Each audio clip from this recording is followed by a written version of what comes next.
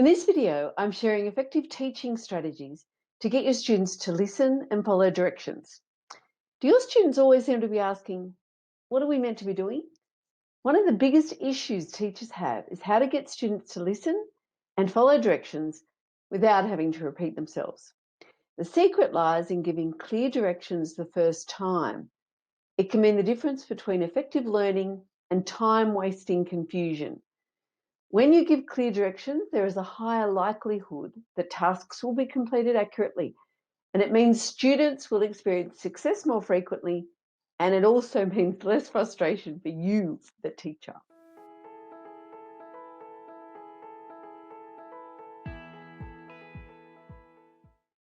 My name's Mari Amaro, and I'm the Principal Presenter at the Highly Effective Teacher. I'm a teacher, and I've been working with students and supporting teachers for over 30 years. I'm passionate about teacher wellbeing, and I combine research and experience to provide strategies that improve teacher wellbeing, especially practices that take no extra time and can actually give you back time by learning to work more effectively. I love coaching teachers so that they thrive in the teaching profession, not just survive. Improved teacher wellbeing means improved student wellbeing, and that contributes to better academic and social outcomes for all students. If you'd like to learn more about teacher wellbeing, please subscribe to our channel and ring the bell so that you receive notifications of all our videos. When you subscribe, that helps to support the channel and means that we can keep making videos that help and get information and support out to more teachers. Please let us know if there's anything you'd like us to cover and what your great ideas are for teacher wellbeing. The golden rule, if you want your students to listen to you, is to listen to them first. Teachers talk approximately 80% of the day, according to John Hattie, so that doesn't leave much time for kids to talk. Show your students how to listen by listening to them and giving them plenty of time to talk to each other. Keep your talk time to a maximum of 15 minutes for older students and less for younger students, because that's all any of us can listen to without a break so that we can process the information.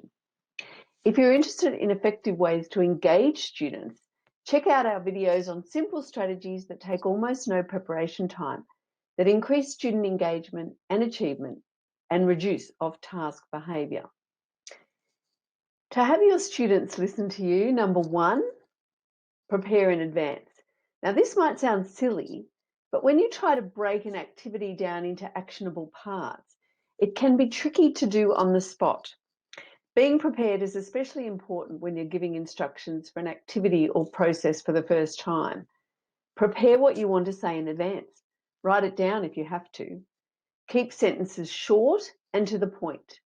Avoid unnecessary waffle. Give one instruction, stop speaking, and then wait for students to comply.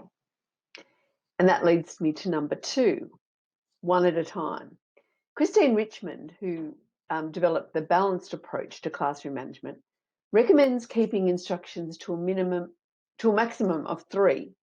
And from my experience, teachers have more success when they give just one instruction at a time and wait for compliance. Even adults feel more secure when only given one instruction at a time. So you give the instruction, wait for compliance, and don't be in a rush to give the rest of the instructions. Number 3, begin with a verb. Verb's a doing word, remember? Many people only hear the first word or first few words of an instruction.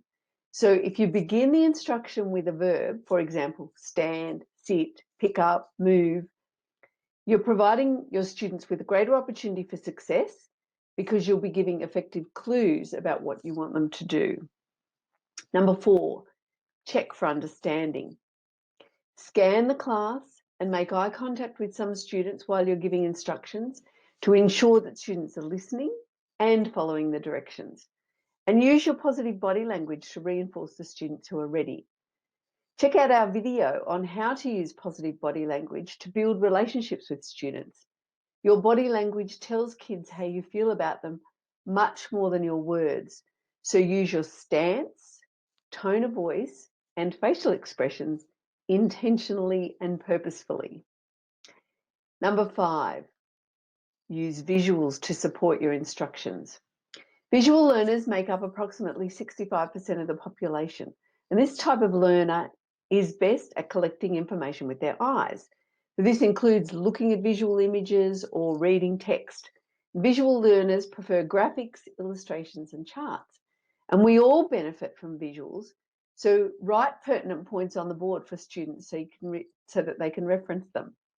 Giving students a visual reminder of the task and the instructions for the task increases the likelihood that they'll complete it correctly and reduces the number of times you have to repeat your instructions.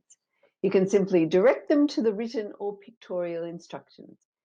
And if you make it a habit, your students will become accustomed to your use of visuals and stop asking you to repeat yourself. And I'm going to use a visual now of my book, Habits of Highly Effective Teachers. Check it out on Amazon if you'd like to order it. It's got some great tips, especially for new teachers. Thanks for watching. Stay safe and happy teaching.